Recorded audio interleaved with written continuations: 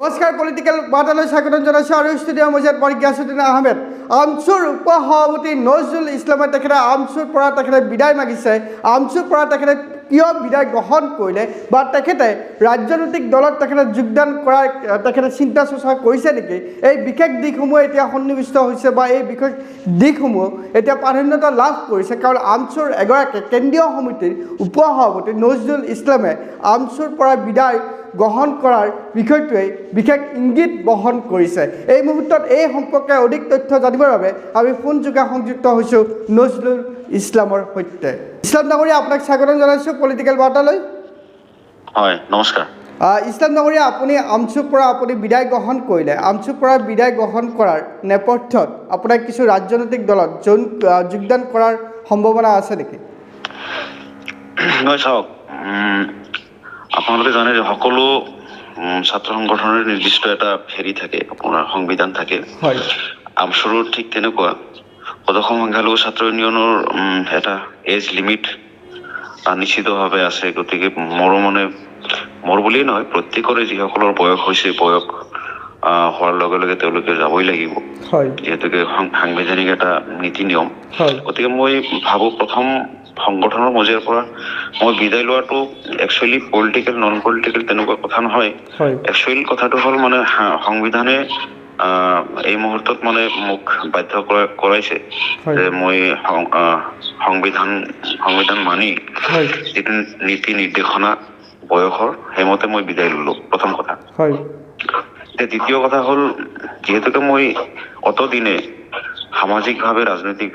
সামাজিকভাৱে সাংগঠনিকভাৱে ধৰক ৰাইজৰ লগত ইমান দিন চলিলো, জাতিটোৰ হকে যিমানখিনি পাৰিছো কৰিলো।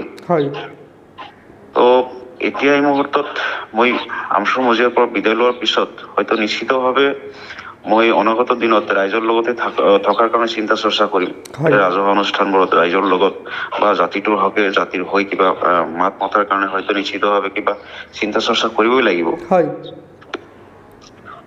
নজৰুল ইছলাম ডাঙৰীয়া, পূৰ্বেও দেখা যায় যে সাংগঠনৰ পৰা যেতিয়া এজন উচ্চস্তৰীয় এজন নেতাই যেতিয়া সংগঠনৰ পৰা বিদায় গ্ৰহণ কৰে, তেখেতৰ লক্ষ্য হৈ পৰে যে ৰাজনৈতিক দলত যোগদান কৰা। এয়া পূৰ্বতো এই সম্পৰ্কে ইতিহাসৰ পথত সন্নিৱিষ্ট হৈছে। আপুনিও সেই দিশেৰে গমন কৰিব? নিশ্চিতভাৱে মই এইটো মুহূৰ্তত এইখিনি কথা ক'ব পাৰিম, যিহেতুকে মই আনুষ্ঠানিকভাৱে যোৱাকালি মই কেন্দ্ৰীয় সমিতিৰ তৰফৰ পৰা বিদায় লৈছো। মোৰ ঊৰ্ধ্বতম কৰ্তৃপক্ষ আছে, এতিয়াও যিসকলক মই শ্ৰদ্ধা কৰো, যিসকলৰ কথা মই অভিভাৱক হিচাপে মানিছিলো, তো তেখেতসকলে নীতি নিৰ্দেশনা যি প্ৰদান কৰে নিশ্চিতভাৱে আগন্তুক দিনৰ সেইটোৱে মোৰ পথে হ'ব বুলি মই ভাবোঁ। যিহেতু সন্মুখত ২৬ৰ বিধানসভা নিৰ্বাচনক কেন্দ্ৰ কৰি এতিয়া আপোনাৰ এই দলৰ পৰা বা আমচুৰ পৰা আপুনি বিদায় গ্ৰহণ কৰাৰ বিষয়টোৱে বিশেষকৈ নিৰ্বাচনক কেন্দ্ৰ কৰি হয়তো আপুনি বিদায় গ্ৰহণ কৰিলে? নাই, ২৬ বহুত দূৰ। তো মই একচুৱেলি ভবাই নাই যে নিৰ্বাচনত অংশগ্ৰহণ কৰিম, কিন্তু হয়, যদি প্ৰয়োজন হয়, প্ৰয়োজনৰ তাগিদাত নিশ্চিতভাৱে সিদ্ধান্ত এটা লোৱা যাব যে মই ৰাজনীতিত যোগদান কৰিম নে নকৰিম। এতিয়া আপোনাক এইখিনি ক'ব পাৰো যে হয়, মই নন পলিটিকেল অৰ্গেনাইজেশ্যনত আছিলো, এতিয়া মই পলিটিক্সত যিকোনো প্ৰকাৰে হয়তো ৰাইজৰ সেৱা কৰাৰ কাৰণে ভাল যি ৰাজনৈতিক দল সেই দলত যোগদান কৰাৰ কাৰণে চিন্তা চৰ্চা কৰিম। আপুনি এক প্ৰকাৰ সেউজ সংকেত প্ৰদান কৰিছে? নিশ্চিত।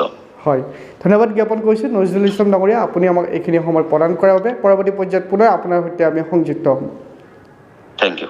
এয়া আছিলে আমচুৰ উপসভাপতি নজৰুল ইছলামে। তেখেতে আমচুৰ পৰা বিদায় গ্ৰহণ কৰিলে, কিন্তু বিদায় গ্ৰহণ কৰাৰ নেপথ্যৰ কিছু কাৰকে বিশেষৰূপে চিহ্নিত হৈছে নেকি, এই সম্পৰ্কে তেখেতৰ বিষয় সম্পৰ্কে তেখেতে উপস্থাপন কৰিলে। এয়া পৰৱৰ্তী সময়তে লক্ষণীয় হ'ব যে তেখেতৰ পৰৱৰ্তী ভৱিষ্যত পৰিকল্পনা কি হ'ব, সেয়া পৰৱৰ্তী সময়তে লক্ষণীয় হ'ব। এই মুহূৰ্তত পলিটিকেল বাৰ্তাৰ দৰ্শকৰ পৰা মই গিয়াছুদ্দিন আহমেদে বিদায় মাগিছোঁ। ধন্যবাদ।